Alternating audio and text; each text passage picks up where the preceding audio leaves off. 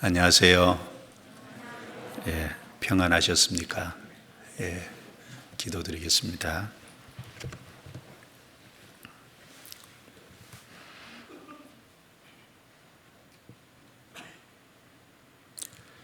거룩하시고 은혜로우시고 자비로우신 우리 아버지 하나님 감사합니다. 허물과 죄 가운데 살아가고 또 죄로 말미암아 심판과 형벌을 받아야 마땅한 저희들이지만 주님의 흘린 보혈로서 우리의 모든 허물과 죄를 깨끗이 씻어주시고 이제 구원해 주셔서 하나님의 자녀로 삼아주신 은혜를 감사합니다. 또 부족하고 연약한 것이 많이 있지만 변함없는 주의 사랑을 나타내 주시고 또 말씀을 주시고 또 양육해 주시고 공급해 주셔서 저희들 신앙을 오늘 이 시간까지 붙들어 주신 것도 감사합니다. 오늘 주님의 피로 구원받은 성도들이 함께 모여서 또 하나님 말씀을 배우며 교제케 해주신 은혜도 감사합니다. 주 성령께서 친히 함께 계셔서 하나님의 선하시고 기뻐하시고 온전하신 뜻이 무엇인지 가르쳐 주시고 저희가 마땅히 어떻게 행하고 살아가야 될지를 더욱 깨달아 알게 해 주옵소서. 전 세계 복음이 전해지는 곳곳마다 함께 해 주시고 어려운 가운데 있지만 그 환경 속에서 최선을 다해서 복음을 증거하고 또 그런 말미암아 하나님 나라가 더욱 확장될 수 있도록 도와주시고 선교사들 가정마다 붙잡아 주시고 인도해 주옵소서. 오늘 함께하지 못한 성도들도 어느 곳에 있든지 합당하신 은혜로 채워주시고 우리 신앙에 도움이 될 수 있도록 말씀 앞에 나와 있는 모든 심령을 붙잡아 주옵소서. 우리를 구원해 주신 주 예수님 이름으로 기도드리옵니다. 아멘. 자, 성경 누가복음 9장을 찾겠습니다. 누가복음 9장.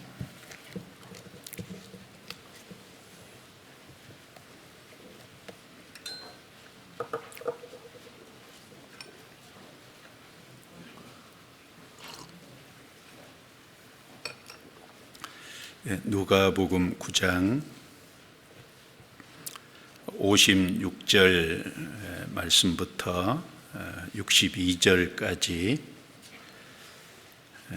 제가 읽겠습니다. 누가복음 9장 57절입니다. 길 가실 때 혹이 여짜오되 어디로 가시든지 저는 쫓으리이다. 예수께서 가라사대 여우도 굴이 있고 공중의 새도 집이 있으되 인자는 머리 둘 곳이 없도다 하시고 또 다른 사람에게 나를 쫓으라 하시니 그가 가로되 나로 먼저 가서 내 부친을 장사하게 허락하옵소서. 가라사대 죽은 자들은 자기의 죽은 자들을 장사하게 하고 너는 가서 하나님의 나라를 전파하라 하시고 또 다른 사람이 가로되 주여 내가 주를 쫓겠나이다마는 나로 먼저 내 가족을 작별케 허락하소서. 예수께서 이르시되 손에 쟁기를 잡고 뒤를 돌아보는 자는 하나님의 나라에 합당치 아니하니라 하시니라. 거기까지입니다.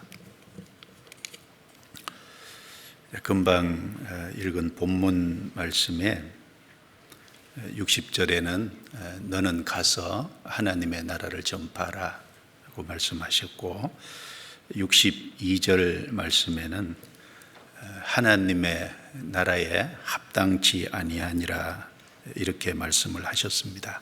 그래서 오늘 제목을 하나님의 나라에 합당한 사람이라는 제목으로 말씀을 드려보겠습니다.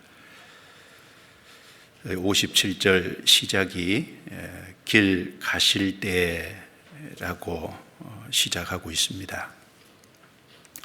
예수님이 여기 길 가실 때 라고 했을 때 예수님이 가시는 이 길은 예루살렘을 향하는 길이었습니다.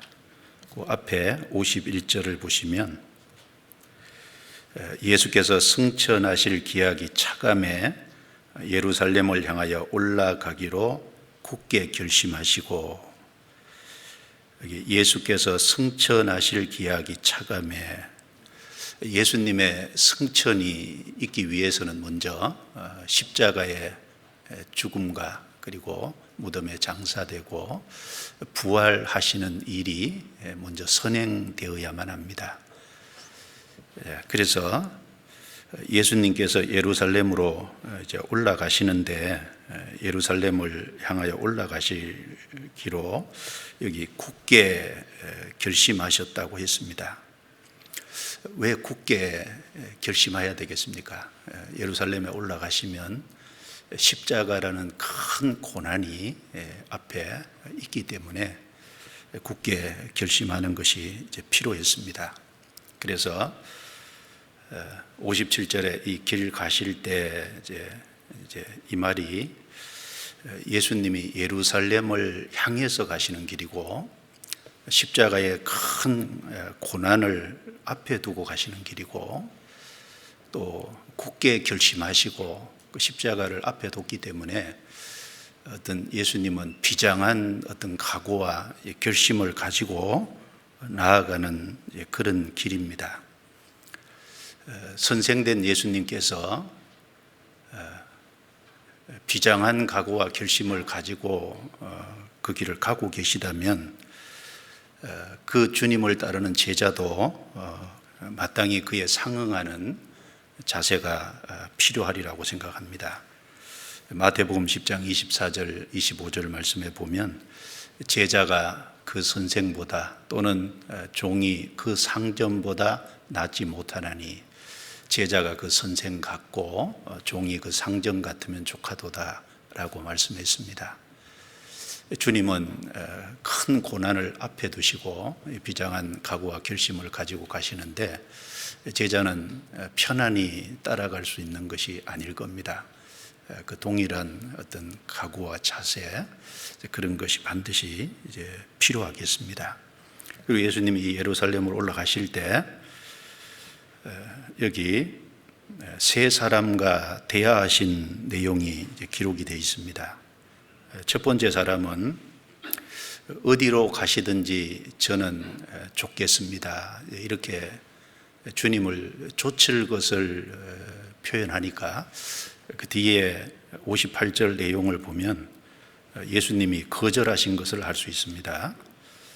그리고 59절과 61절에 다른 두 사람은 나로 먼저 가서, 그러니까 이 두 사람은 자기가 먼저 해야 될 일이 있고 그 먼저 해야 될 일을 하고 그 후에 주님을 쫓아가겠습니다, 이렇게 이야기를 함에도 불구하고 예수님 대답을 보면 즉시 주님을 따라가야 될 것과 그리고 먼저 해야 될 일, 즉 우선순위가 무엇인 것을 일깨워 주신 것을 우리가 좀 볼 수 있습니다. 그래서 이 세 사람과 예수님이 길 가실 때 대하신 이 내용은 하나님의 나라에 합당한 사람의 자격이 무엇인지, 그리고 그 따라가는 사람의 자세가 무엇인지를 가르쳐 주고 있다고 여겨집니다.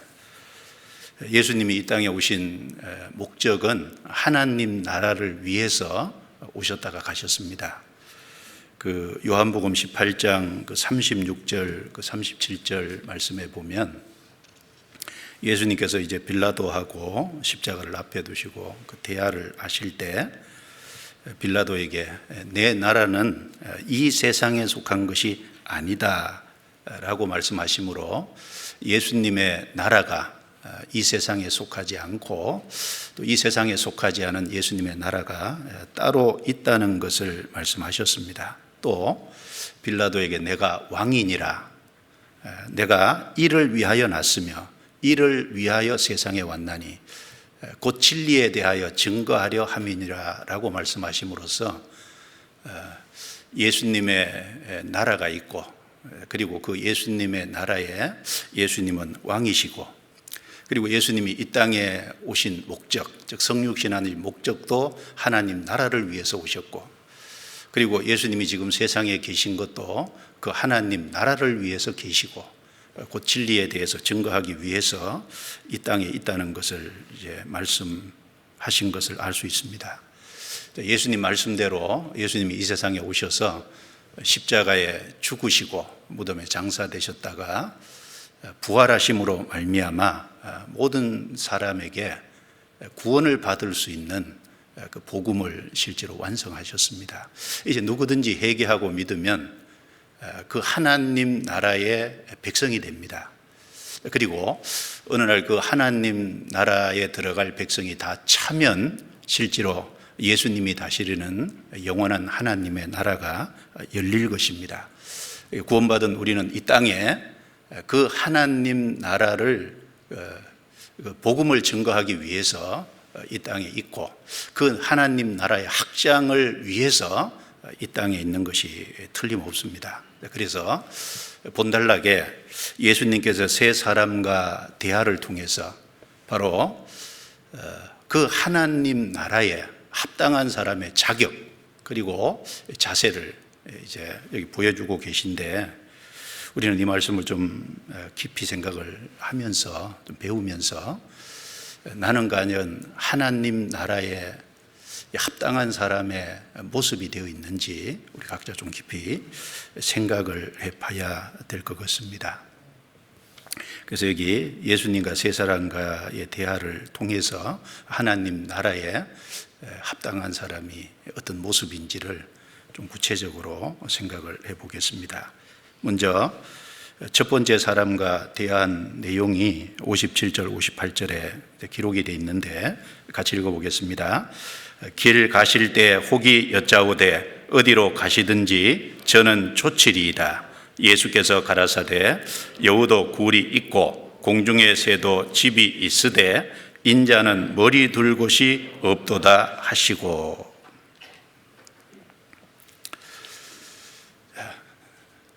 예수님이 이제 예루살렘으로 향해 가고 계신데 혹이 여짜오되 어떤 사람이 어디로 가시든지 저는 쫓으리이다. 예수님이 대답하시기를 여우도 굴이 있고 공중의 새도 집이 있으되 인자는 머리 둘 곳이 없도다. 사실상 거절을 하신 거지 않습니까? 자, 왜 거절하셨을까요? 여기 누가복음 9장에 보면 이제 이 혹이 여짜오되 이 사람이 어떤 신분인지 어떤 상태인지 여기는 잘 안 나타나 있습니다. 그런데 이 똑같은 내용이 마태복음 8장에 기록이 되어 있는데 마태복음 8장에 보면 이 사람의 신분도 나와 있고 이 사람의 상태도 좀 알 수 있는 말씀이 있습니다. 여기 좀 본문이니까 접어두고요. 마태복음 8장을 찾겠습니다.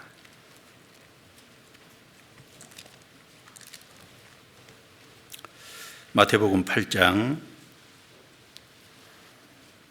19절 20절입니다. 19절 20절 같이 읽겠습니다. 한 서기관이 나와 예수께 말씀하되 선생님이여 어디로 가시든지 저는 쫓으리이다.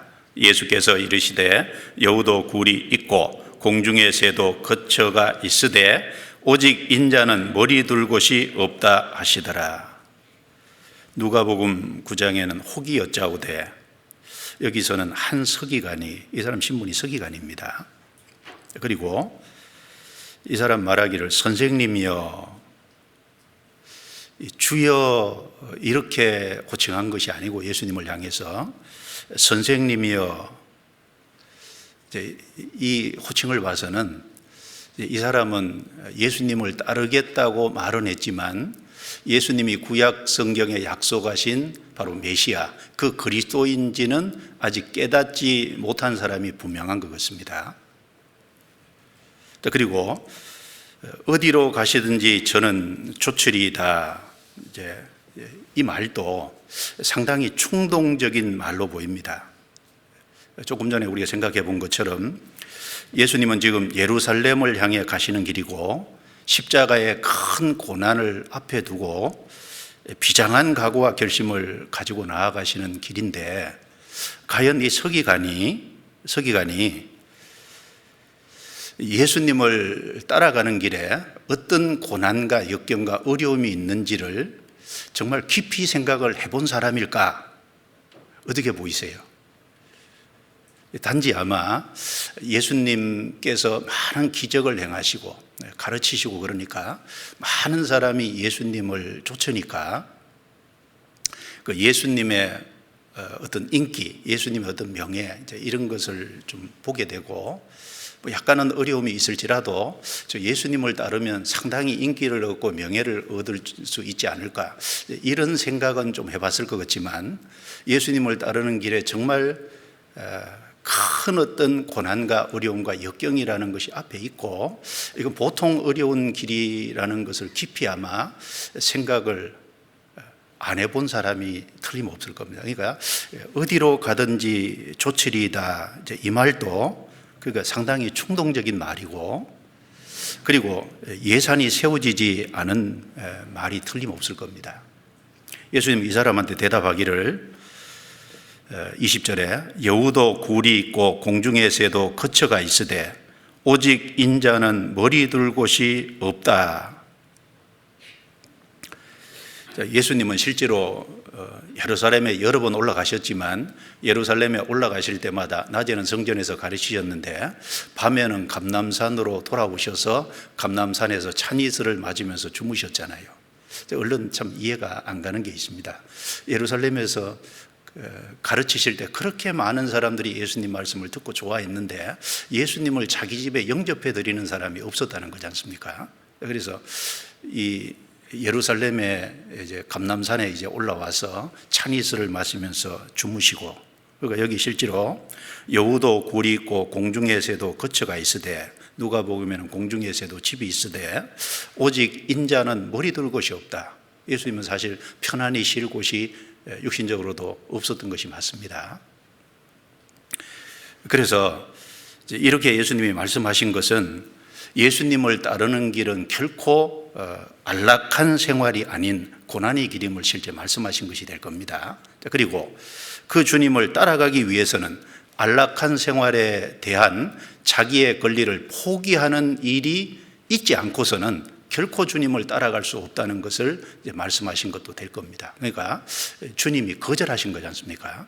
그래서 예수님께서 이 서기관과 하신 이 대화 내용 속에서 우리는 예수님을 따르는 사람이 하나님 나라에 합당한 사람이 어떤 사람인지를 좀 두 가지로 생각을 해볼 수 있을 것입니다. 첫 번째는 이 주님을 따르기 위해서는 구원을 확실히 받았을 뿐 아니라 예산이 실제로 바르게 세워진 사람이 주님을 따를 수 있다는 것을 하나 생각할 수 있고, 그리고 인자는 머리 둘 곳이 없다, 이 말씀했을 때 이것이 실제 예수님이 편안히 쉴 곳이 없었던 걸 말하는 동시에 영적인 교훈도 되지 않습니까? 예수님이 머리를 두신 곳은 실제 그의 몸된 교회지 않습니까?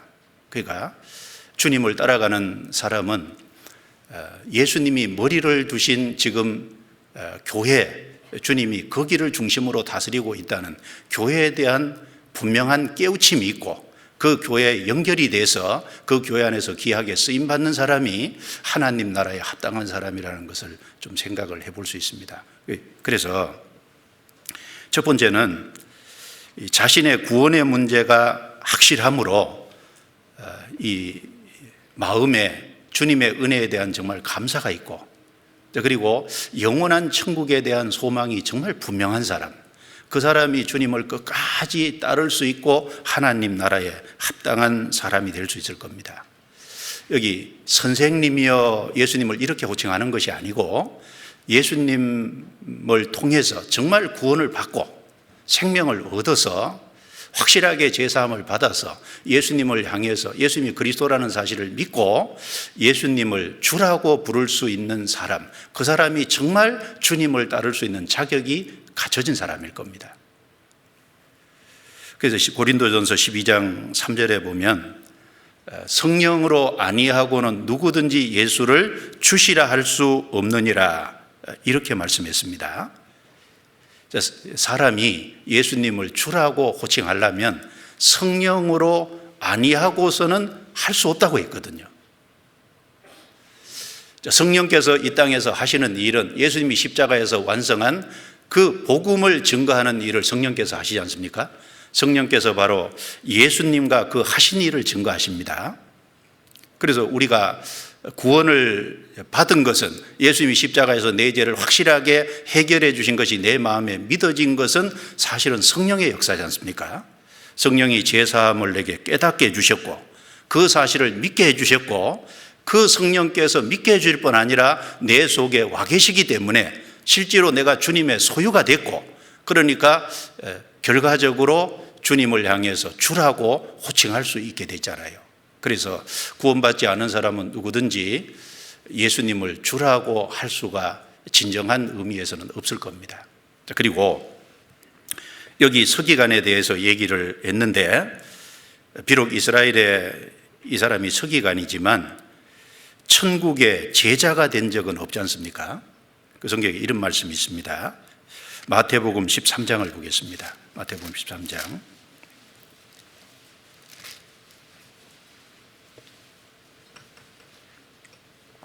마태복음 13장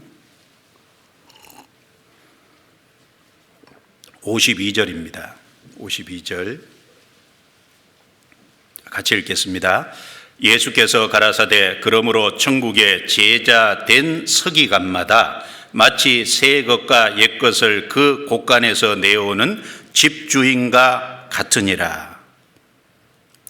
서기관은 서기관인데 천국의 제자가 된 서기관이라고 이렇게 말씀하고 있습니다. 아까 거기서 예수님께 어디로 가시는지 조철이다. 그 사람은 이제 종교가이긴 한데, 서기관이긴 한데 천국의 제자가 된 서기관은 틀림없이 아닙니다. 누가 천국의 제자가 된 사람입니까? 구원을 받아야 주님의 제자가 되고 천국의 제자가 되지 않습니까? 예수님께서 죽으시고 부활하신 이후에 마태복음 28장 19절에 말씀하시기를 너희는 가서 모든 족속으로 제자를 삼아 아버지와 아들과 성령의 이름으로 침례를 주고 내가 너에게 가르쳐 본 바한 모든 것을 지키게 하라. 거기 첫째가 가서 모든 족속으로 제자를 삼아.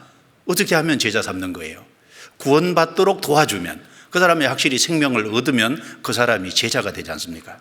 그래서 사도행전 2장에 보면 오순절 성령 강림으로 말미암아 베드로가 설교할 때 3,000명이 구원을 받았습니다. 그 사건을 가리켜서 사도행전 2장 41절에는 제자의 수가 3,000이나 더하더라.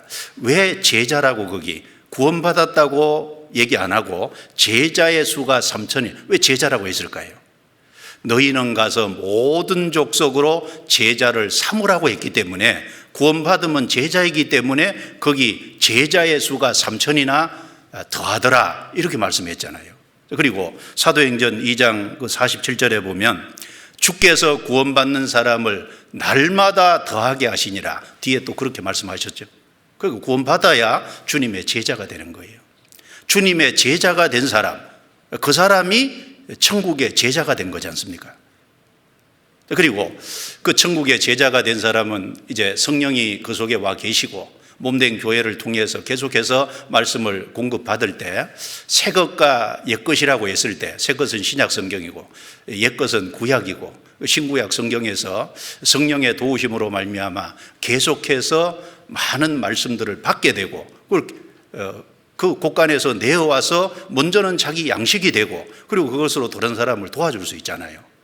그런 의미에서 여기 천국의 제자된 서기관이다, 그렇게 말씀했습니다. 그러니까 하나님의 나라에 합당한 사람이 누구냐? 먼저는 자격이 천국의 제자가 돼야 돼요. 정말 복음을 깨닫고 구원을 확실하게 얻어서 예수님을 향해서 주라고 호칭할 수 있는 정말 주님의 소유가 돼야만 정말 주님을 따를 수 있잖아요. 그렇지 않고 나는 어디든지 어디로 가시는지 따르리이다. 구원 안 받은 사람이 주님을 따르겠다고 하면 주님은 당연히 거절하시죠. 그리고 두 번째는 주님을 따르는 길에 어떤 어려움과 역경과 고난이 있는지 예산을 바르게 세우고 예산을 넉넉하게 세운 사람이 실제로 주님을 따를 수 있을 겁니다. 지금도 얼마나 많은 사람들이 주님을 따르는 길을 쉽게만 생각하다가 어려움이 닥치면 그 길을 결국은 포기하는 경우가 많이 있지 않습니까? 이 마태복음 13장 20절부터 21절 씨 뿌리는 비유에 돌밭에 뿌리었다는 것은 말씀을 듣고 즉시 기쁨으로 받되 그 속에 뿌리가 없어 잠시 견디다가 말씀을 인하여 환난이나 핍박이 일어나는 때에는 곧 넘어지는 자요. 꼭 핵심되는 말씀만 좀 생각해 보면 즉시 기쁨으로 받되, 복음은 정말 좋은 거니까 즉시 기쁨으로 받되, 그리고 이제 잠시 견디다가 잠깐은 견뎌요. 그 다음에 곧 넘어지는 자요. 얼마 있다가 금방 넘어지거든요. 그러니까 왜 이런 문제가 생기냐면 구원을 확실히 안 받아서 그런 동시에 구원을 받았어도 예산을 바르게 안 세우면 그런 문제가 생길 수 있다는 겁니다. 그래서 예산을 바르게 세우는 것이 정말 필요한 문제지 않습니까? 그래서 예수님께서 누가복음 14장 25절부터 35절 말씀에 주님을 따르는 제자로서 예산을 어떻게 세워야 될지를 자세히 말씀을 했지 않습니까? 거기 보면 예수님께서 누가 망대를 세우자 할 때 준공하기까지의 내가 가지고 있는 비용이 이제 맞을지 예산하지 아니하겠느냐. 그렇죠. 망대 하나 세우려고 해도 내가 얼마의 비용을 가졌고 내가 가진 이 비용으로 이걸 다 완공할 수 있을까? 그거 한번 계산을 충분히 해볼 거 아닙니까? 근데 만약 그런 예산을 안 세우고 덜컥 시작했다가 기초만 쌓고 결국은 준공을 못한다면 사람들이 비웃지 않겠느냐. 그 예수님이 예산 세우는 얘기를 한 겁니다. 제자는 주님을 따라가는 사람인데 내가 구원을 받아서 주님의 제자가 됐어도 예산을 좀 신중하게 깊이 생각하고 세워야 될 거예요. 거기 이제 4가지 예산 세울 걸 말했거든요. 첫 번째는 예산 안에다가 자기 가족 집어넣으라고 했습니다. 자기 부모나 자기 아들이나 딸이나 자기 처나 그리고 형제나 자매를 미워하지 아니하면 나의 제자가 되지 못하고, 그 미워한다는 것이 뭘 말하는 겁니까? 주님보다 더 사랑하면 안 된다는 거지 않습니까? 그러니까 가족보다 주님을 더 사랑해야 되는데 주님보다 가족을 더 사랑하는 사람은 그건 진정한 예산을 세운 것이 아니라는 겁니다. 주님을 따라가다가 가족 때문에 주님 따라가는 걸 포기할 수 없지 않습니까? 그러니까 먼저는 가족 집어넣으라고 했습니다. 그리고 두 번째는 자기 목숨을 미워하지 아니하면 능히 나의 제자가 되지 못하리라. 목숨도 집어넣으라고 했습니다. 그 다음에 세 번째는 자기 십자가를 치고 나를 좇지 않는 자도 나의 제자가 되지 못하리라. 자기 십자가를 집어넣으라고 했습니다. 자기가 짊어져야 될 십자가가 들어가야 될 겁니다. 그리고 또 한 가지는 자기의 모든 소유를 버리지 아니하면 능히 나의 제자가 되지 못하리라. 자기의 모든 소유를 버리면, 우리가 가지고 있는 모든 것은 다 주님 것이니까 이걸 주님을 위해서 사실은 주님이 필요로 하실 때 드려야 되는 게 맞지 않습니까? 그런데 그 소유 때문에 주님 따라가는 것을 포기하면 안 되잖아요. 그러니까 자기 모든 소유도 예산 안에 충분히 집어넣으라고 했습니다. 확실히 구원을 받았을 분들은 예산을 바르게 세워야 됩니다. 누가복음 9장을 찾겠습니다. 누가복음 9장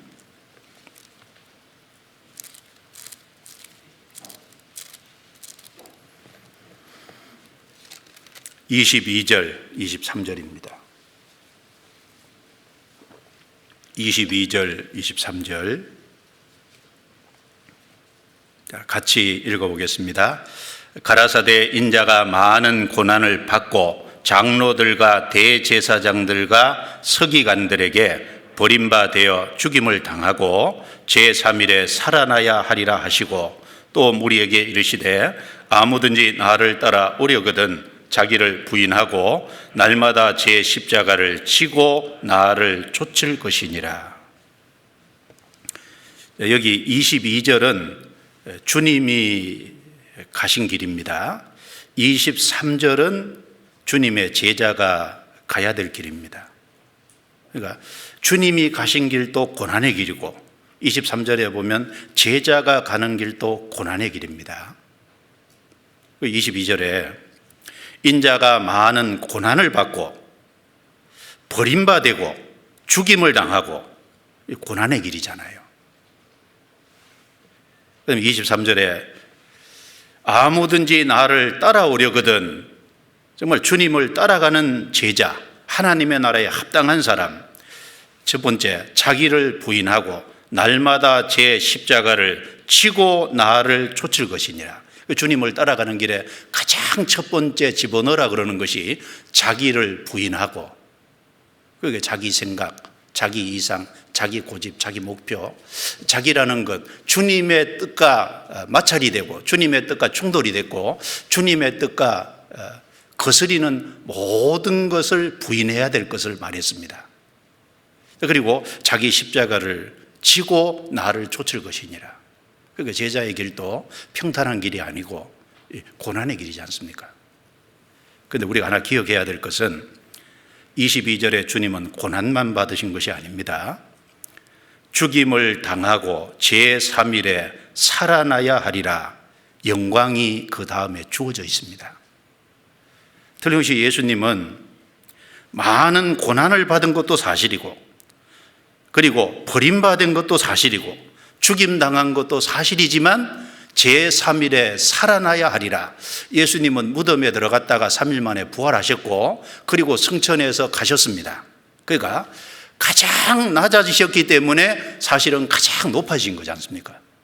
그러니까 고난 후에 영광이 있습니다. 그러니까 성도가 가는 길도 고난 이후에 영광이 있는 거지 않습니까? 소망이 있는 거죠.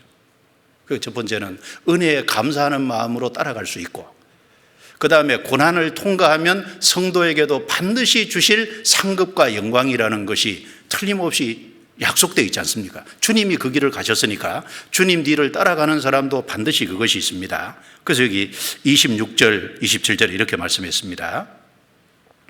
누구든지 나와 내 말을 부끄러워하면 인자도 자기와 아버지와 거룩한 천사들의 영광으로 올 때 그 사람을 부끄러워하리라. 내가 참으로 너희에게 이르노니, 같이 있습니다. 여기 섰는 사람 중에 죽기 전에 하나님의 나라를 볼 자들도 있느니라. 예수님이 자신이 고난의 길임을 얘기하시고 따라오는 사람도 고난의 길임을 얘기하시면서, 동시에 예수님은 자신이 고난 뒤에 영광이 있을 걸 얘기하시면서 여기 주님이 재림하실 때 영광으로 오시는데 고난의 길에 참여한 사람은 영광을 같이 얻게 될 것을 말씀했습니다. 여기 섰는 사람 중에 죽기 전에 하나님의 나라를 볼 자들도 있느냐, 이거 무슨 말일까요? 그 뒤에 28절부터 36절에 나오는 재림하시는 예수님의 모습을 미리 제자들에게 8일 후에 보여주셨지 않습니까? 그리고 예수님께서 변화산에 올라가셨을 때 호련히 변화되시고, 그리고 예수님 양 옆에 모세와 엘리야를 대동하고 나타나셨지 않습니까? 그것은 주님이 재림하실 것에 예고편이 틀림없지 않습니까? 주님 재림하실 때 모세는 죽어서 주님 앞에 간 사람입니다. 엘리야는 산채로 주님 앞에 들림받은 사람이잖아요. 그 주님이 이 땅에 공중 재림하실 때 역사 속에서 주님을 믿고 죽어서 주님 앞에 간 사람, 그 육체까지 다 살려서 주님이 데리고 오시지 않습니까? 그리고 살아있는 사람은 산채로 신령하게 변화시켜서 데리고 가시지 않습니까? 그러니까 모세는 죽어서 주님을 만난 그리스도인들의 하나의 그 데려오실 것의 하나의 예표고, 엘리야는 산채로 들림받은 거니까 주님이 오실 때 갑자기 신령하게 변화돼서 들림받을 살아서 주님을 맞이할 사람들의 하나의 대표의 모습이잖아요.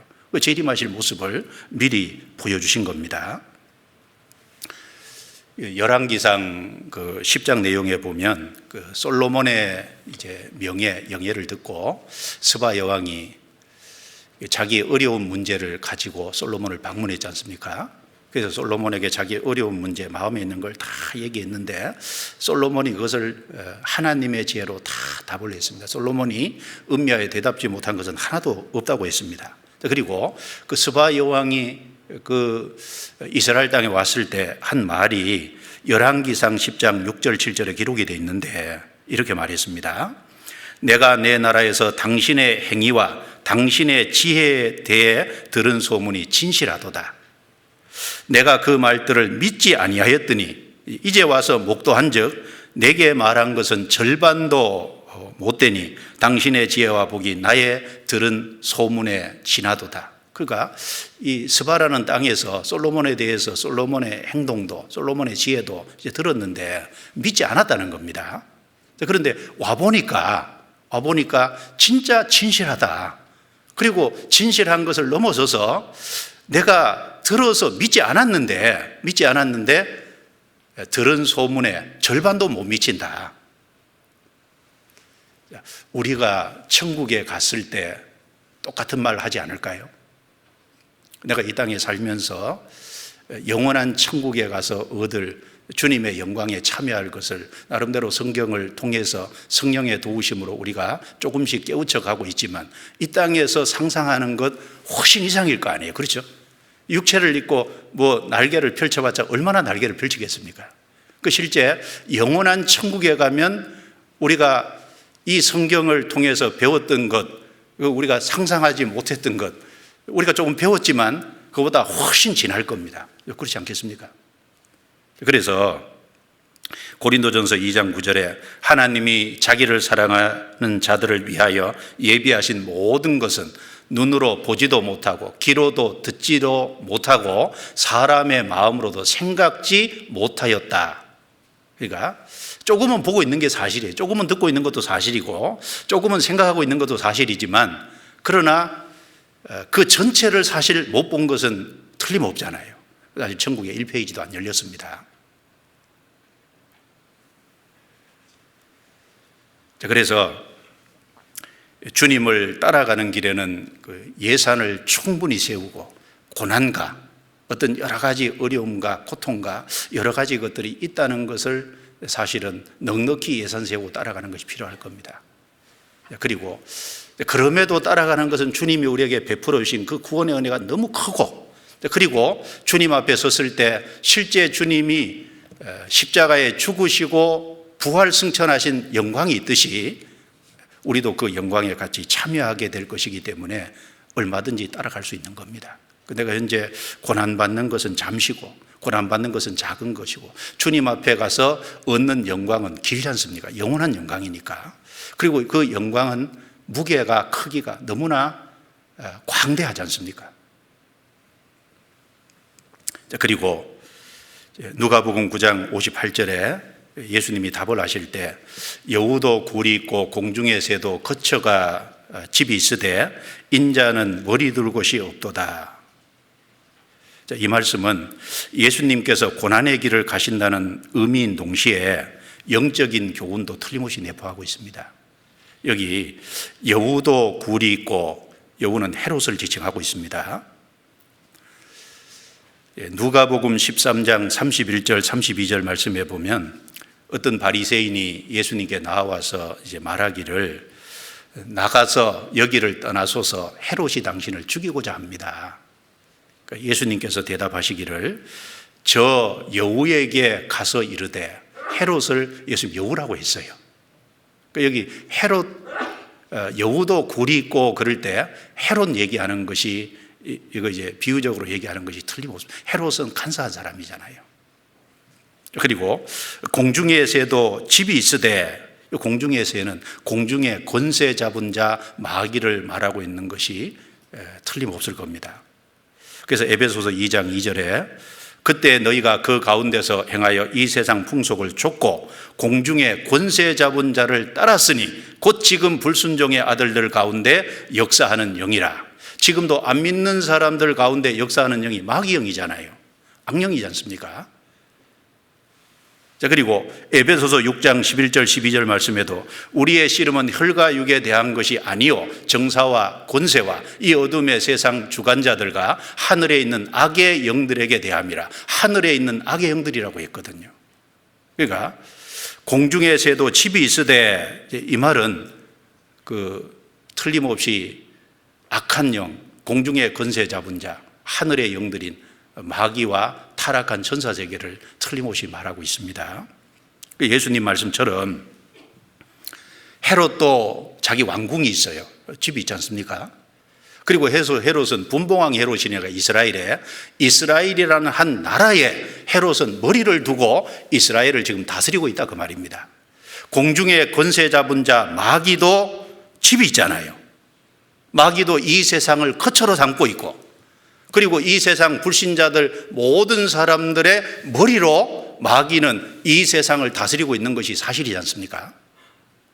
그런데 오직 인자는 머리 둘 곳이 없다. 마태복음 8장에 보면 오직이라는 단어를 예수님 쓰셨거든요. 오직 인자는 머리 둘 곳이 없다. 그러니까 헤롯도 다스리고 있고 마귀도 다스리는 나라가 있는데 오직 인자는 머리 둘 곳이 없다. 예수님은 다스리는 나라가 없잖아요. 그 예수님이 초림하셨을 때는 예수님이 머리를 두실 다스리는 나라가 없었던 게 맞지 않습니까? 그런데 예수님이 이제 죽으시고 부활하신 이후에 복음이 완성됐고 그 복음이 전해지는 가운데 회개하고 믿는 구원받은 사람들의 무리가 생겼고 그 구원받은 사람들의 무리가 주님이 머리를 두실 몸된 교회잖아요. 이제 주님이 부활 승천에 가신 이후에는 머리를 두실 몸된 교회가 생겼다 그 말입니다. 주님은 그 몸된 교회에 자기의 머리를 두시고 그 교회를 실제로 다스리고 그 교회의 주인으로서 주님이 역사하고 계신 것이 맞지 않습니까? 그래서 고린도전서 12장 27절 말씀에는 너희는 그리스도의 몸이요 지체의 각 부분이라 이렇게 말씀하셨습니다. 예수님은 머리시고 그리고 구원받은 사람 전체 합쳐서는 몸이고 그리고 구원받은 개개인은 그 몸의 각 지체라고 했습니다. 자, 에베소서 4장을 찾겠습니다. 에베소서 4장.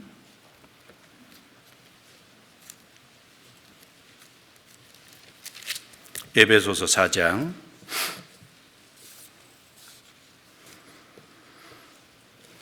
11절 12절입니다.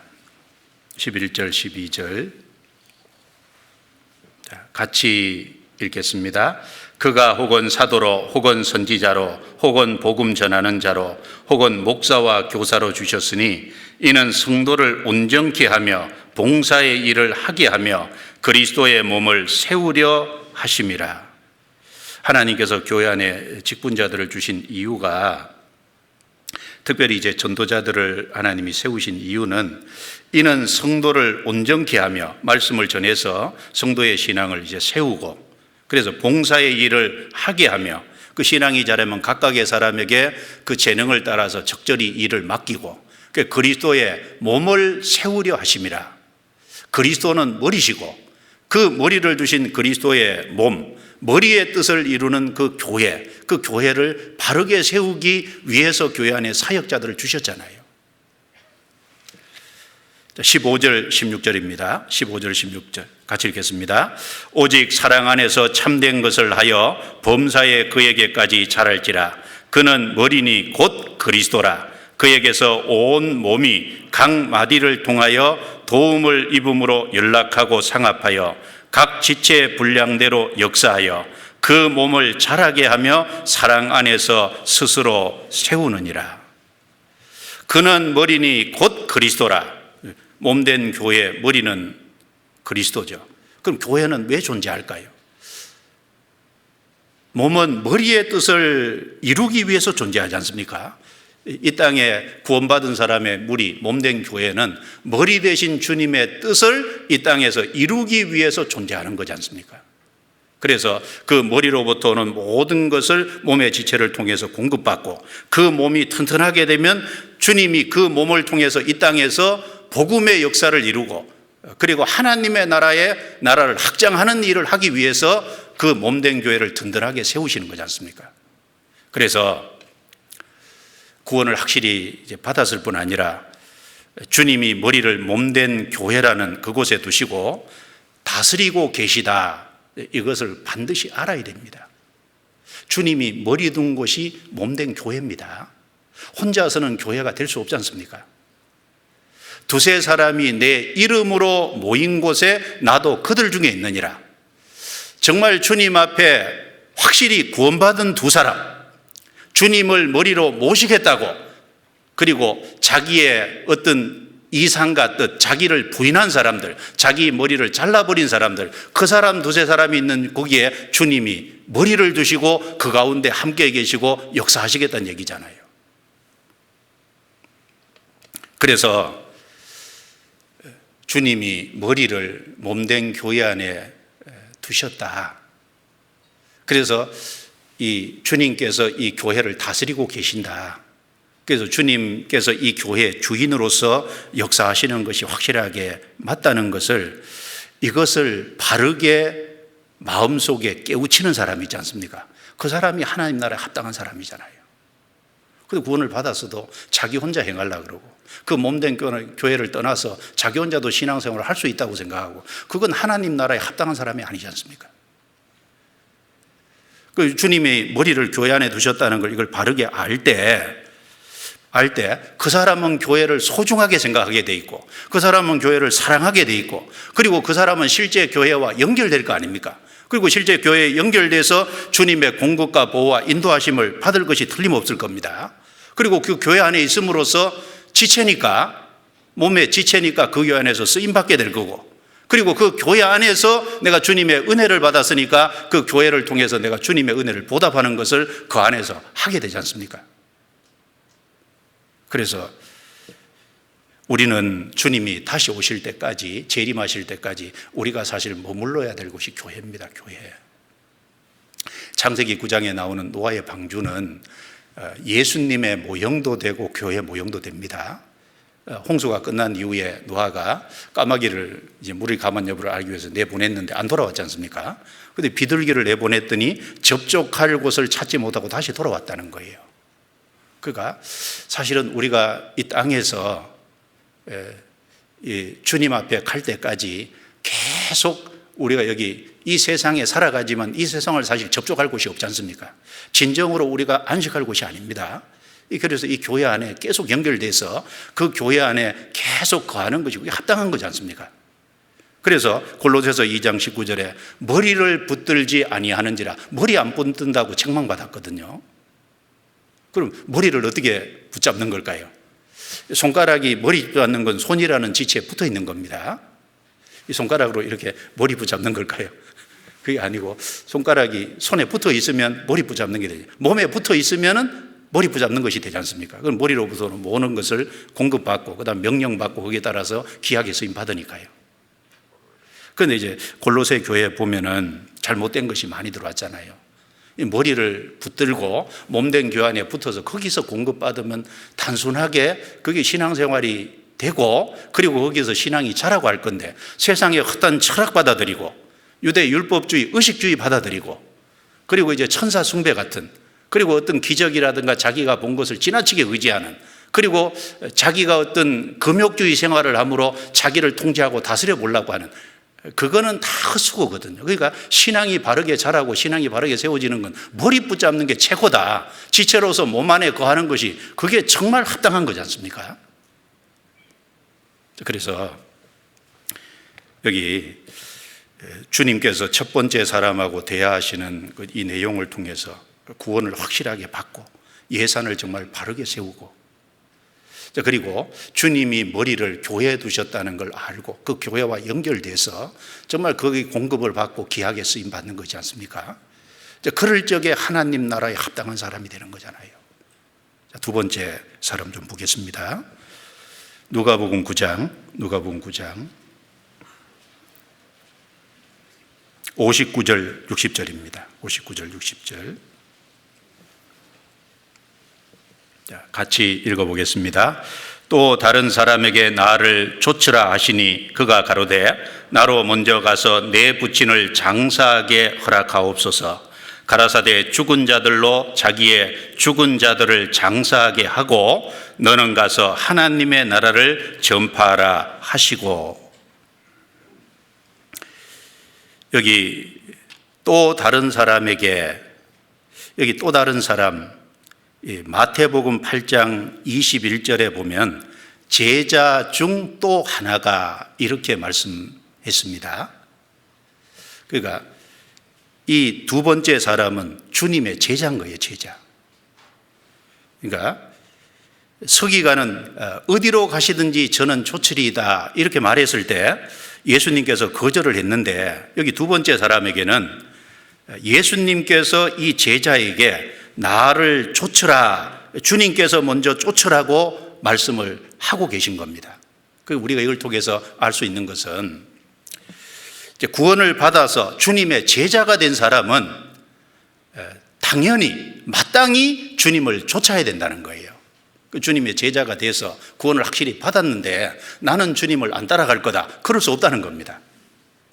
구원받은 사람은, 확실히 주님의 제자가 된 사람은 주님께서 먼저 얘기하기를 너는 나를 쫓으라, 쫓아오라고 이거 당연하듯이 얘기하시거든요.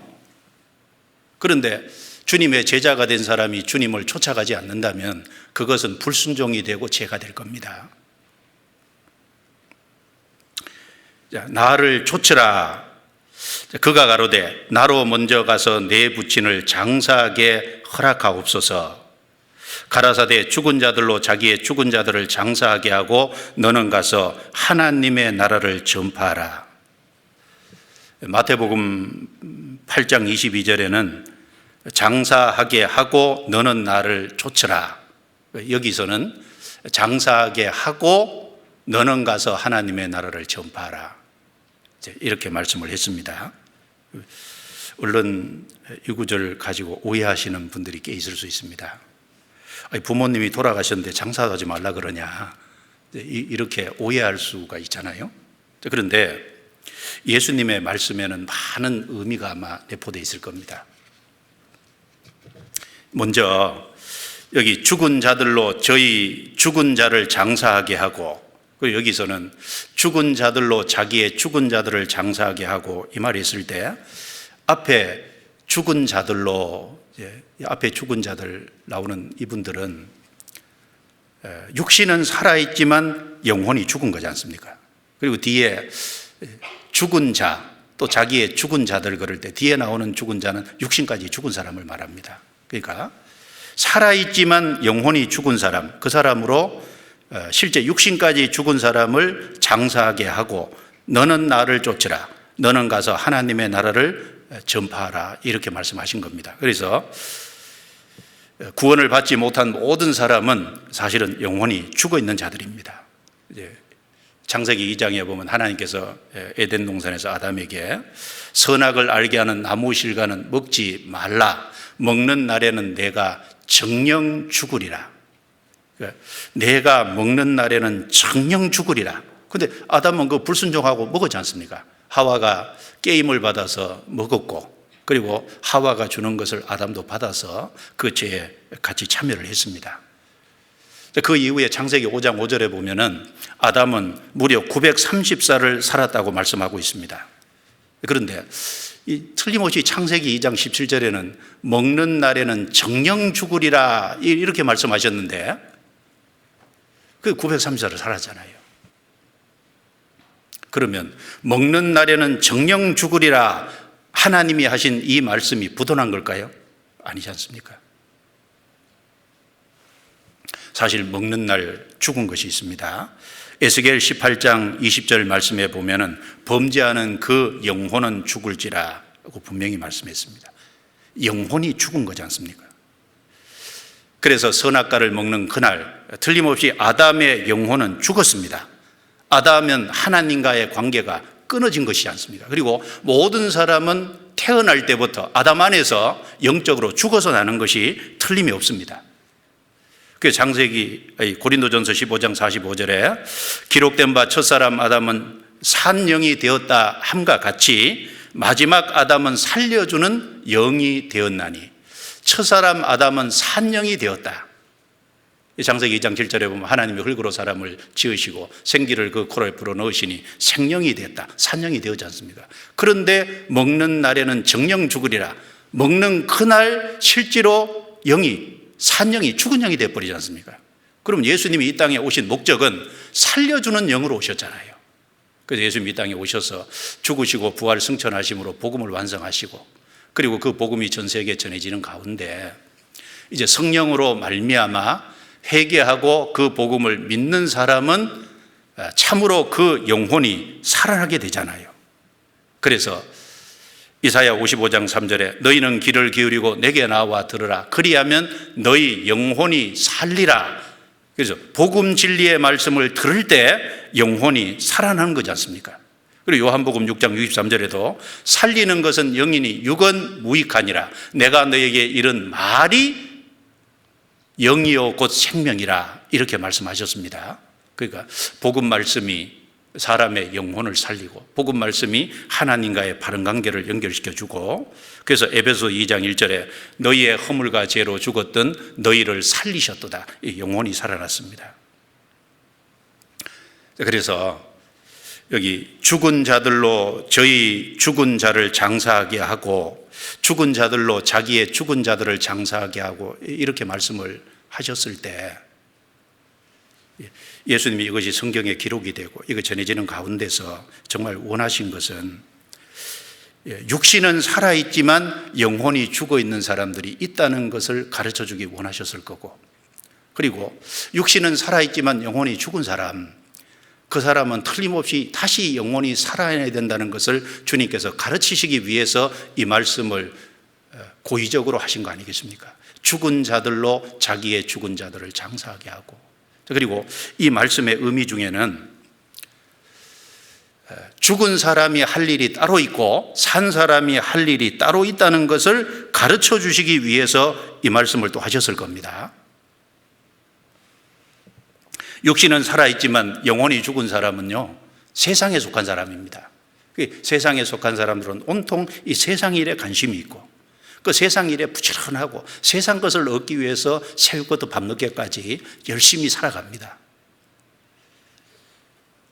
그들은 산자가 아니기 때문에 산자의 일을 할 수 없고 그들은 영혼이 죽어있기 때문에 온통 죽은 일에만 관심이 있잖아요. 세상 일에만 관심이 있습니다. 그래서 예수님께서 이 제자에게 말하기를 너는 나를 좇으라. 너는 가서 하나님의 나라를 전파하라. 그러니까 누가 주님을 참으로 따를 수 있냐? 산자만이 주님을 따를 수 있잖아요. 그리고 누가 가서 하나님의 나라를 전파할 수 있을까요?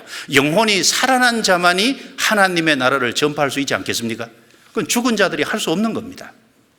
죽은 자들로 자기의 죽은 자들을 장사하고 죽은 사람이 할 일이 따로 있고 너는 가서 하나님의 나라를 전파하라. 산 사람이 할 일이 따로 있습니다. 그래서 성경에 골로새서 3장 1절 2절 말씀에 너희가 그리스도와 함께 다시 살리심을 받았으면 위의 것을 찾으라. 땅의 것을 생각지 말고 위의 것을 생각하라 그랬습니다. 그래서 그리스도와 함께 다시 살리심을 받았으면 산자잖아요. 위의 것을 찾으라. 그래서 위의 것을 생각하고 땅의 것을 생각지 마라 그랬습니다. 구원받은 사람은 이 마음과 생각이 위의 것을 계속 생각하는 사람이 돼야 되고 위의 것을 계속 생각함으로 위의 것을 실제 추구하는 사람이 돼야 될 겁니다. 그러면 구체적으로 위의 것을 생각하고 위의 것을 추구한다고 할 적에 위의 것을 추구하는 삶이 뭘까요? 그러니까 영혼을 건지는 일이 위의 것을 추구하는 삶이잖아요. 그래서 고린도후서 6장 1절에 보면 우리가 하나님과 함께 일하는 자로서 너희를 권하노니 하나님의 은혜를 헛되이 받지 말라. 하나님과 함께 일하는 자로서 예수님은 이 땅에 오셨다 가신 이유가 하나님의 나라를 위해서 하나님의 나라의 백성을 구원받게 하고 모으는 그래서 하나님 나라 확장을 위해서 오셨다 가셨지 않습니까? 그래서 우리가 하나님과 함께 일하는 자로서 구원받은 사람은 참 자부심을 가져야 됩니다. 우주 만물을 창조하신 하나님, 그리고 죽음 건너편에 가면은 주님의 나라가 따로 있는데 그 하나님과 함께 일하는 자라는 게 이게 얼마나 보람된 일이고 참 영광스러운 일이겠습니까? 하나님과 함께 일하는 자로서 우리 세상 사람들에게 하나님의 은혜를 헛되이 받지 말라. 그리고 고린도후서 5장 20절에는 그리스도를 대신한 사신이라고 했습니다. 초대교회 사도들은요, 이 사도행전에 쭉 읽어보면은 살해 위협도 받았지 않습니까? 예수의 이름으로 다시는 말하지 말으라고 감옥에 갇히기도 하고 살해 위협도 받고, 그리고 실제 사도행전 5장에 보면 제자들이 채찍에 맞기도 하고, 그래서 풀려났는데 그 주님의 이름으로 핍박을 받는 그것을 기뻐했다고 말하면서 사도행전 5장 42절에는 저희가 날마다 성전에 있든지 집에 있든지 예수는 그리스도라 가르치기와 전도하기를 쉬지 아니하니라 이렇게 말씀했습니다. 그래서 날마다가 중요하잖아요. 성전에 있든지 집에 있든지 예수는 그리스도라고 가르치기와 전도하기를 쉬지 아니하니라, 쉬지 않았다고, 계속했다고. 죽은 자들로 저희 죽은 자를 장사하게 하고 너는 가서 하나님의 나라를 전파하라. 죽은 자가 할 일이 따로 있고 산자가 할 일이 틀림없이 따로 있습니다. 우리는 육신을 이 땅에 발을 붙이고 사니까 세상 일을 하는 것이 필요하겠죠. 그러나 우리가 정말 힘써야 될 것, 우리 마음과 생각이 붙잡혀야 될 것, 그것은 산자가 해야 될 일일 겁니다. 그래서 고린도후서 5장 15절에 저가 모든 사람을 위하여 죽으심은 산자들로 하여금 다시는 저희 자신을 위하여 살지 않고 오직 저희를 대신하여 죽었다가 다시 사신 자를 위하여 살게 하려 함이니라.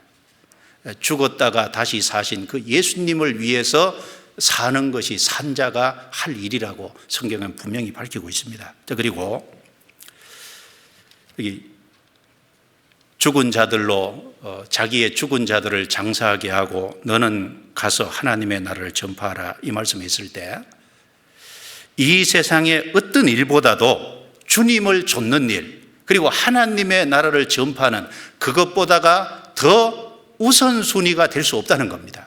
가장 우선순위는 뭐냐? 산자에게 주님을 좇는 일이라는 겁니다. 산자에게 가장 우선순위는 뭐냐? 하나님 나라를 전파하는 거라는 겁니다. 여기 누가복음 9장 59절에 보면 제자가 이렇게 말한 겁니다. 59절에 또 다른 사람에게 나를 좇으라 하시니 그가 가로되 나로 먼저 가서 내 부친을 장사하게 허락하옵소서. 먼저 가서 내 부친을 장사하게 허락하옵소서. 여기 마태복음 8장에는 죽은 자들로 저희 죽은 자를, 단수 뒤에 육신이 죽은 자가 단수로 여기 말씀했는데 여기서는 죽은 자들로 자기의 죽은 자들을 장사하게 하고 뒤에도 복수입니다. 죽은 자들이지 않습니까? 여기 복수로 사용한 거 봐서는 이 부친이 지금 죽어 있는 상태, 그러니까 부친이 지금 죽은 상태가 좀 아닌 것을 알 수 있습니다. 부친이 지금 죽어 있는 상태가 아니고 연세가 많아서 앞으로 얼마 못 살 그런 상황일 수도 있고, 아니면 병이 들어서 임종을 얼마 남겨놓지 않은 상황일 수도 있습니다. 그러니까 그런 부모님을 두신 이 제자 입장에서 부모님이 그런 상태로 있기 때문에 부모님이 얼마 후에는 돌아가실 텐데, 그래서 부모님이 돌아가신 이제 이후에 얼마 후에 이제 그 장사까지 지내고, 그리고 그 후에 주님 쫓으면 안 되겠습니까? 지금은 좀 어렵겠습니다. 그 말이잖아요. 그러니까 여기 나로 먼저 가서 내 부친을 장사하게 허락하옵소서. 죽은 자들로 자기 죽은 자들을, 뒤에도 복수잖아요, 장사하게 하고, 실제 딱 죽어 있는 상태는 아니고 이제 얼마 오래 못 살 상황인 건 이제 맞는 것 같습니다. 예수님 뭐라고 대답하셨습니까? 너는 가서 하나님의 나라를 전파하라. 그러니까 이 세상의 어떤 일보다도 주님을 좇는 일, 하나님의 나라를 전파하는 이것이 최우선이 되어야 될 것을 가르쳐 주신 말씀 아니겠어요? 그러니까 부모가 소중합니다. 근데 부모보다 하나님이 후순위에 밀릴 수는 없잖아요. 하나님은 우리를 구원하시기 위해서 가장 귀한 독생자를 우리에게 내어주셨지 않습니까?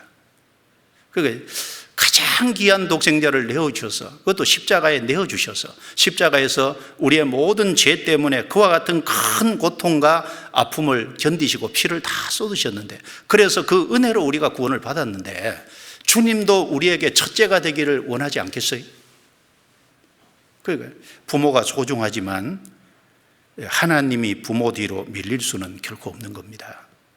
하나님을 따라가는 일, 주님을 쫓아가는 일, 그리고 하나님 나라를 전파하는 일이 뒤로 밀릴 수 없어요.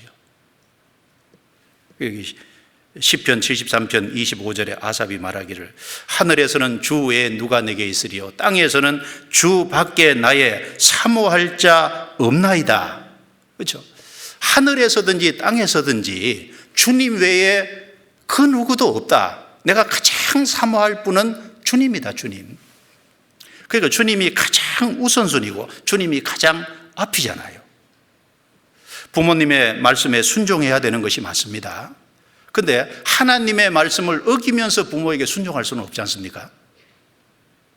부모님이 이제 하나님 믿지 마라 그런다고 그 부모 말 따라갈 수는 없잖아요. 그래서 에베소서 6장 1절에 자녀들아 너희 부모를 주 안에서 순종하라 이것이 옳으니라 이렇게 말씀했죠. 그 주 안에서 순종하라고 분명히 조건을 딱 걸어놨습니다. 그 주님 말씀을 벗어나서 순종할 수는 없습니다. 그리고 마태복음 6장 33절에 너희는 먼저 그의 나라와 그의 의를 구하라 그리하면 이 모든 것을 너희에게 더하시리라. 자, 그의 나라와 그의 의를 구하라 라고 하시면서 앞에 너희는 먼저라고 했거든요. 먼저. 그 중요한 것은 우선순위가 무엇이냐? 그게 중요하지 않습니까? 주님의 나라와 주님의 의를 구하는 것이 우선순위가 돼야 될 겁니다. 열왕기상 17장에 보면 사르밧 가부가 나옵니다. 하나님께서 엘리야를 시돈 땅에 있는 사르밧 가부에게 공개하라고 이제 보냈잖아요. 그런데 그때 딱 도착했을 때가 사르밧 가부가 그날 먹을 양식 그것만 딱 남았잖아요. 이제 요 마지막 양식 요걸 해 먹으면 내일부터는 먹을 양식이 없는데 이 죽기를 기다리는 수밖에 없는데 그 자녀하고 그 양식을 해서 먹으려고 나무를 줍고 있었지 않습니까? 그때 엘리야가 딱 도착을 했는데 엘리야가 얘기하기를 너는 먼저 가서 나를 위하여 작은 떡 하나를 만들어 오라. 그리고 그 이후에 너와 내 아들을 위해서 만들라. 이렇게 말했습니다. 그런데 여인이 이게 마지막입니다. 마지막. 그런데 이제 엘리야가 걱정하지 말고 그렇게 하라. 만약에 그렇게 순종하게 된다면 하나님께서 내 통의 가루가 내 기름병의 기름이 흉년이 끝날 때까지 떨어지지 않게 해주시겠다고 약속해 주셨다. 그런데 이 사르밧 가부는 틀림없이 믿음이 있는 사람일 겁니다. 믿음이 없었으면 엘리야를 거기까지 안 보냈을 거예요. 믿음이 있었으니까 작은 떡 하나를 먼저 만들어 가지고 실제로 왔잖아요. 그러니까 우선순위가 그 사르밧 가부에도 보면은 주님께 있었다 그 말입니다. 주님께. 성경 잠언 3장 9절에 보면 내 재물과 내 소산물에 처음 익은 열매로 여호와를 공경하라 이렇게 말씀했습니다. 그러니까 내 재물과 내 소산에 처음 익은 열매, 처음이 중요하잖아요. 가장 우선적인 것, 첫 번째 것을 드리는. 우리가 생활 속에서 월급 봉투를 딱 받아들었어요. 요즘은 뭐 통장으로 나오죠. 그래서 이제 쭉 계산을 할 때 가장 먼저 뭐부터 떼야 되겠어요? 11조. 그리고 이제 하나님께서 이제 이제 내게 은혜로 베푸셔서 내가 여러 가지 주님 일에 참여하고 있는데 쓰여질 것이 있잖아요. 그것부터 미리 떠놓고 나머지 가지고 자기 생활을 계산해야 되는데 자기 생활부터 쭉 계산하다 보면 나중에는 드릴 게 안 나오잖아요. 마땅히 드려야 될 것도. 이거 우선순위가 틀리지 않습니까? 우선순위를 뭐부터 띄놓을 거냐. 하나님은 우리 마음을 시험하시잖아요. 우리 마음을 보고 있지 않습니까? 그리고 이제 내게 있는 시간 있잖아요. 내게 있는 시간. 내게 있는 시간을 여기 이제 정리를 할 때 내게 있는 시간 중에 내가 뭘 위해서 내가 이 시간을 쓸 거냐. 시간을 먼저 주님 앞에 구별할 수 있으면 얼마나 좋아요. 내가 주님 앞에 이 세상에 살아가면서 받은 재능이라는 게 있는데 이 재능을 내가 누구를 위해서 먼저 쓸 거냐. 내 재능을 주님을 위해 쓸 수 있으면 얼마나 좋습니까? 내 승용차를 가지고 내 가족이 타고 다니는 것도 좋지만 내 승용차에 형제 자매를 태우고 다닐 수 있다면 참 축복 아니겠습니까? 주를 위해서 쓸 수 있다면 얼마나 좋아요. 그 주를 위해서 버린다는 게 그걸 다 포기하는 것도 버리는 거지만 그 내게 있는 걸 가지고 주님을 위해서 사용하는 것도 실제로 주님을 위해서 버리는 것이 되는 거지 않습니까? 그리고 죽은 자들로 자기 죽은 자를 장사하게 하고, 이 말씀은 죽은 행실에 참여하지 말 것에 대해 권고하신 말씀도 아마 될 겁니다. 죽은 행실에 참여하면 안 된다. 구약 민수기 6장에 보면 나시린에게 금한 3가지가 있어요. 첫 번째는 포도나무에서 난 것을 먹지 말 것. 두 번째는 삭도를 머리에 대서 머리털을 자르지 말 것. 세 번째는 시체를 가까이 해서 시체와 접촉하지 말 것. 그러니까 하나님께 자신을 구별해서 드리는 그 나시린 기간 중에는 딱 3가지를 하면 안 됩니다. 그런데 그 중에 시체와 접촉해서 이제 더럽게 되는 그것은 딱 차단되어 있는 겁니다. 그런데 그 시체 중에서도요, 부모나 형제 자매 시체도 포함이 되는 거예요. 그런데 여기서 뭘 말하냐 하면은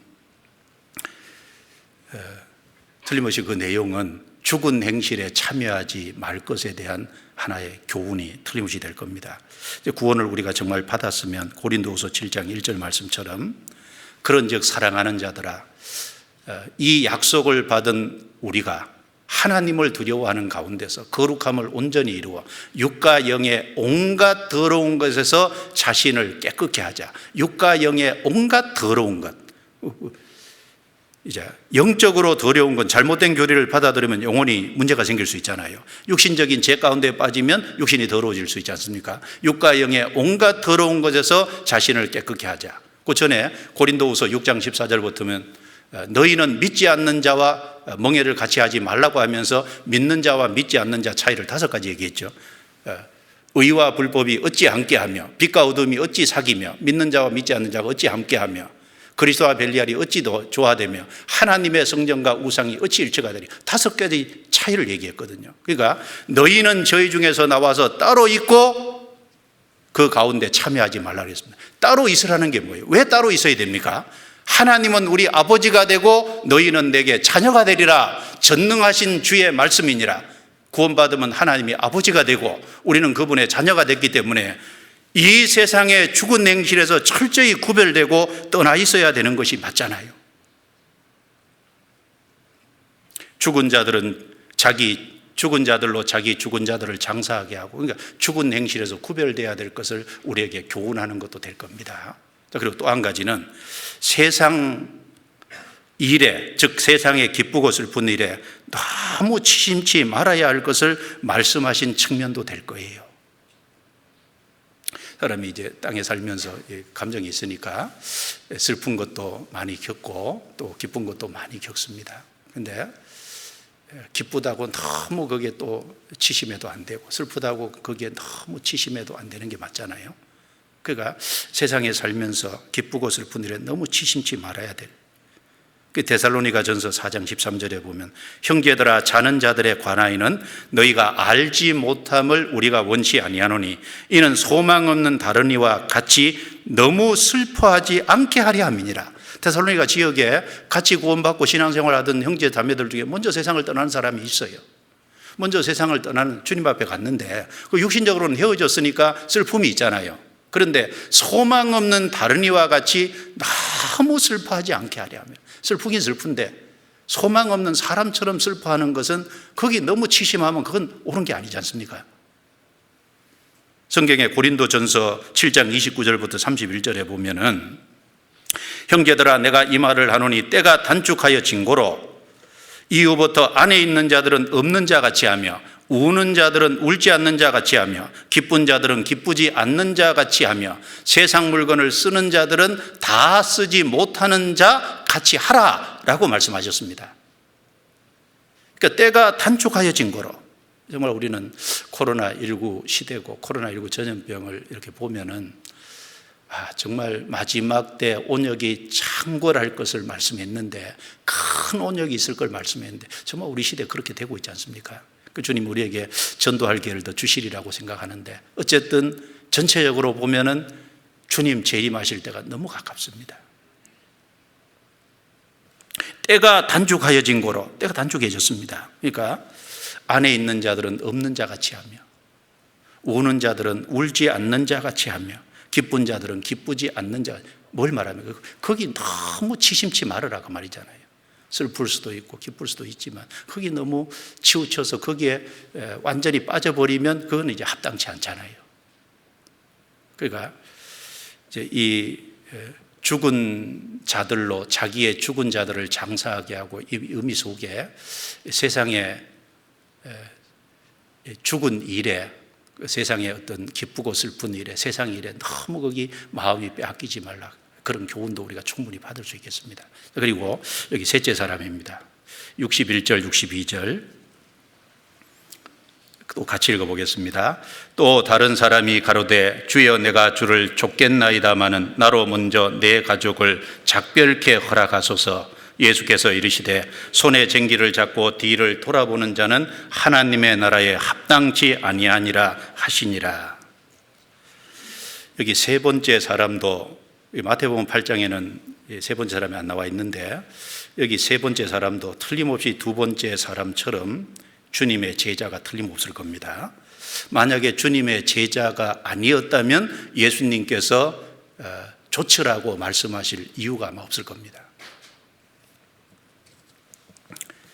그런데 여기 주님의 제자가 자신의 가족과 작별하는 것을 허락해 달라고 이렇게 예수님께 얘기했는데, 예수님께서는 손에 쟁기를 잡고 뒤를 돌아보는 자는 하나님의 나라에 합당치 아니하니라, 이 말씀을 하심으로 주님은 허락하지 않으셨잖아요.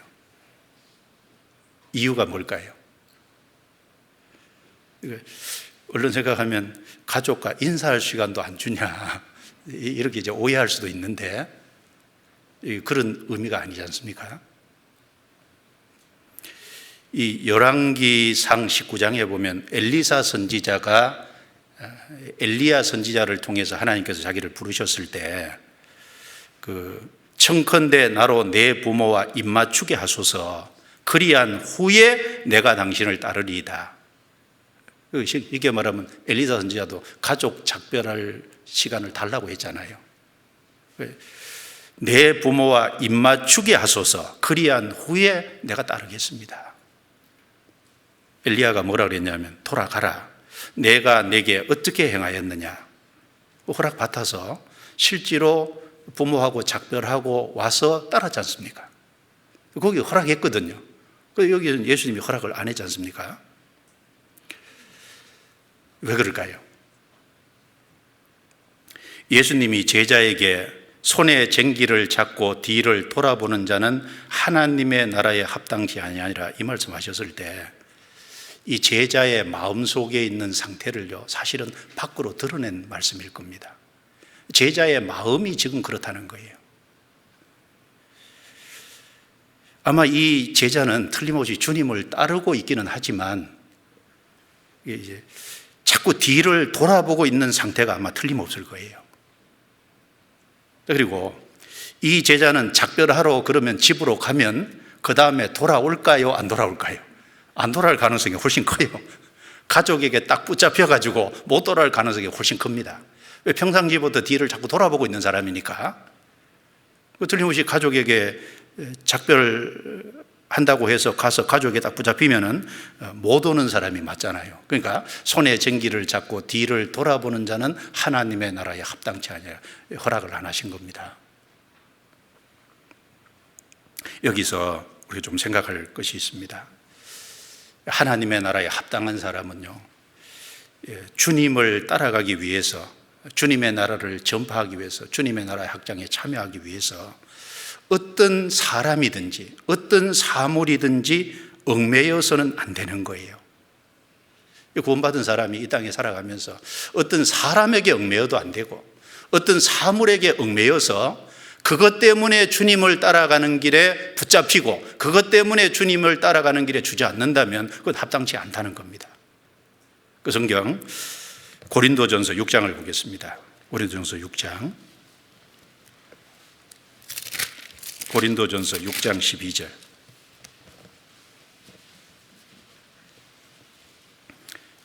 (6장 12절입니다) 자, 같이 읽어보겠습니다. 모든 것이 내게 가하나 다 유익한 것이 아니요 모든 것이 내게 가하나 내가 아무에게든지 제재를 받지 아니하리라.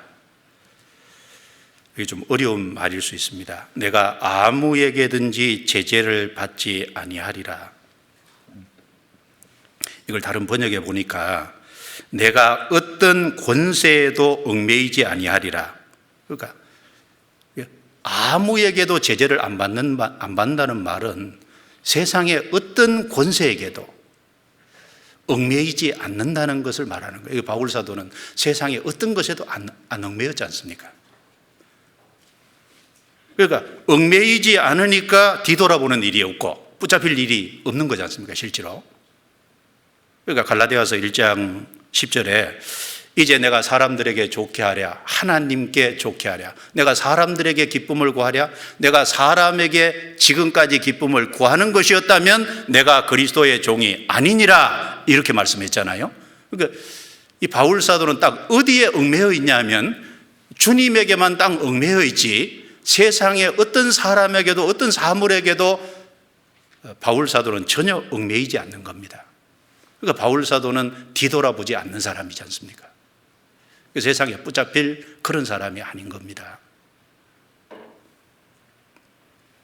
그래서 빌립보서 3장 7절부터 9절 내용에 보면은 바울 사도는 그리스도를 아는 지식이 가장 고상하다는 걸 알고, 그래서 이제 실제 그리스도를 믿고 그리스도의 의로 말미암아 천국 갈 확실한 의를 얻은 것이 맞습니다. 그런데 거기에 만족하지 않고 그리스도를 생활 속에서 더 얻기를, 그리스도를 더 본받고 그리스도의 그 고난에 더 참여함으로 그리스도의 더 큰 능력을 얻기를 바울 사도는 정말 원했잖아요.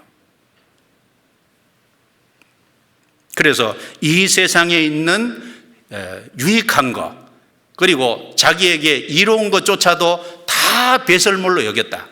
그러니까 이제 아무에게든지 안 붙잡히는 겁니다.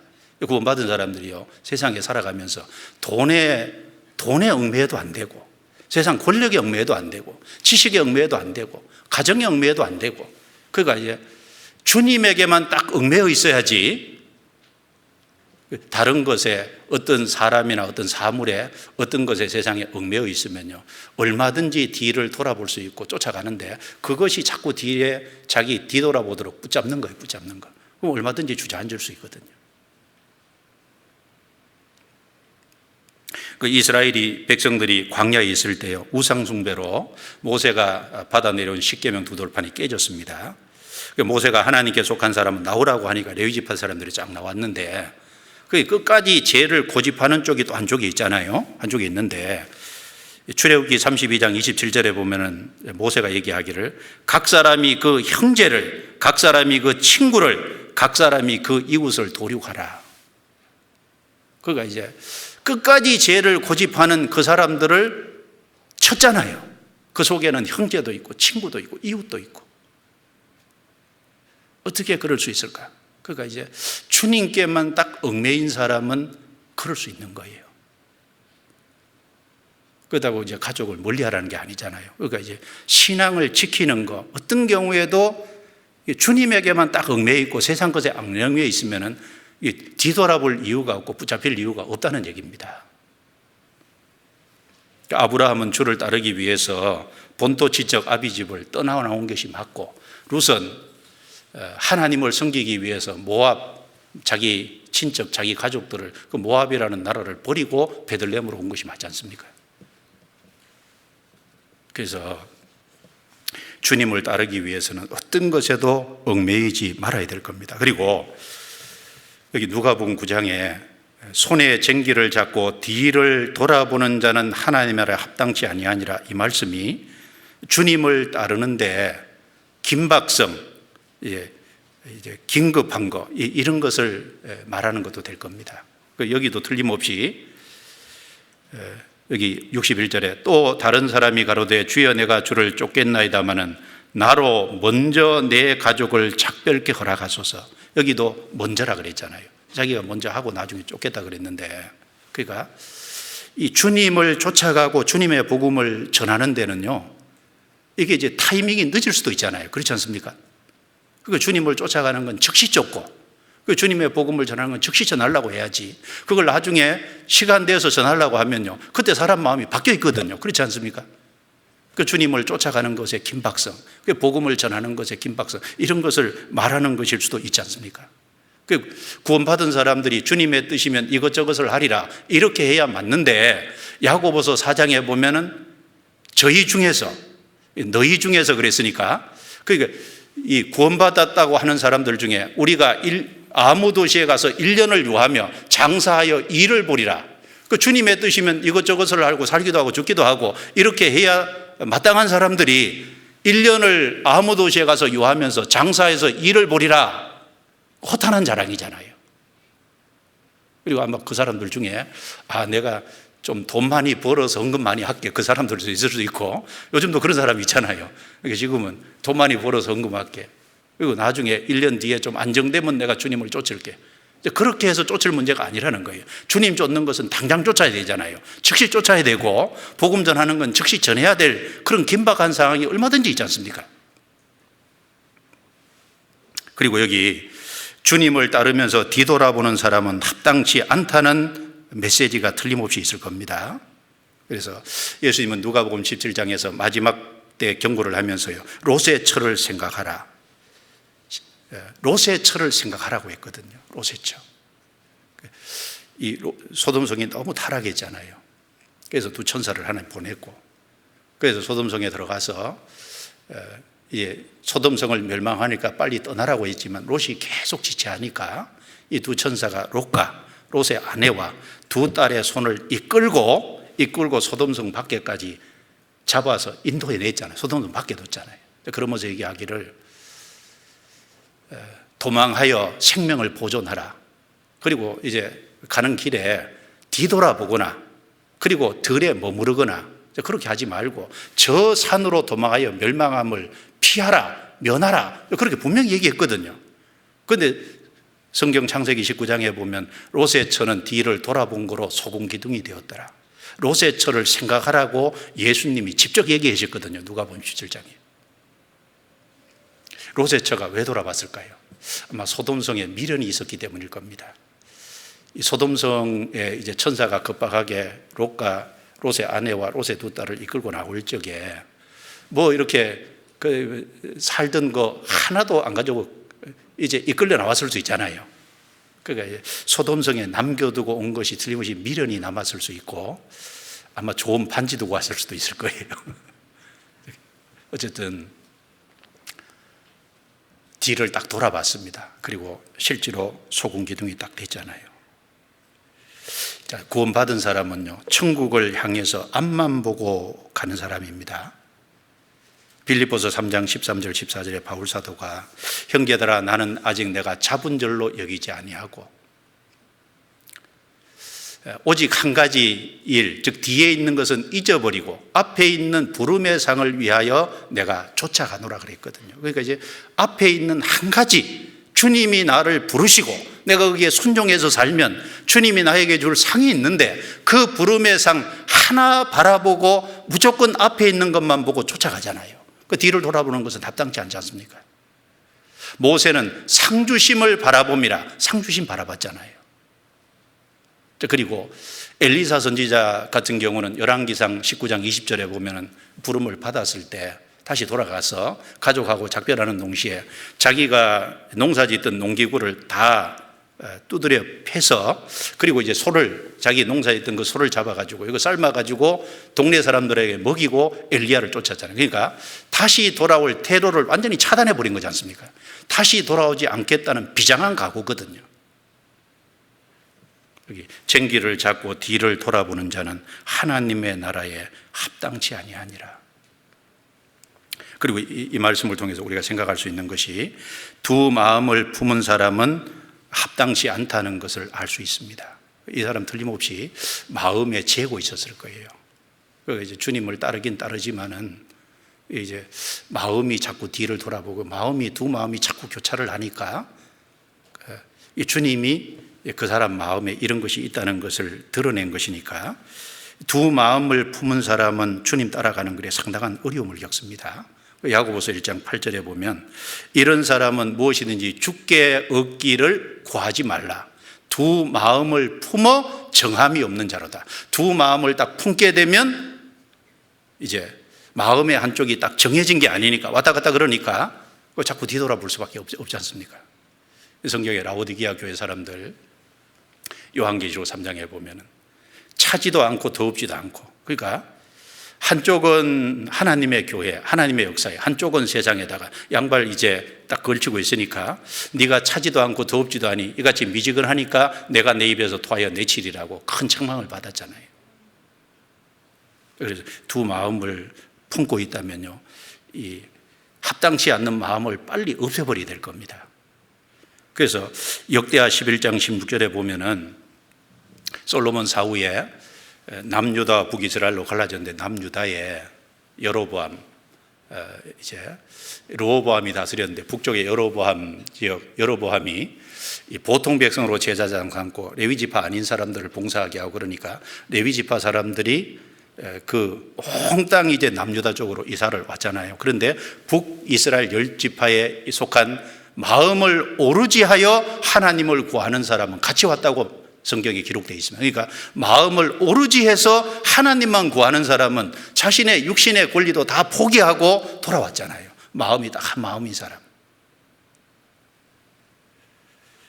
그리고 우리는 하나님의 나라가 열리고 하나님의 나라에서 예수님이 기어코 왕이 돼서 우리는 거기에 백성이 돼서 정말 하나님의 나라가 열리는 것, 예수님이 통치하는 것을 정말 보기 원하는 사람이잖아요. 그렇지 않습니까? 정말 주님이 다스리는 나라를 간절히 사모하고 보기를 원하는 사람이잖아요. 의와 평강이 충만한 나라를 정말 보기 원하는 사람이잖아요. 그러니까 우리는 오로지 주님이 왕 되시기를 바라고 주님의 나라가 열리기를 바라고, 그래서 그때 열릴 때까지 우리는 이 땅에서 주님의 나라가 확장하는 데 최선을 다해야 될 겁니다. 우리는 마음을 거기에 오르지 해야 될 거예요. 그렇지 않습니까? 우리 그거 하나 바라보고 살아가잖아요. 그래서 이 예수님이 예루살렘으로 올라가시는 이 비장한 길에 세 사람 대화하시는 걸 통해서 하나님의 나라에 합당한 사람이 어떤 사람인지를 가르쳐 주셨습니다. 좀 이렇게 묵상하고 좀 교훈이 됐으면 좋겠습니다. 기도하겠습니다.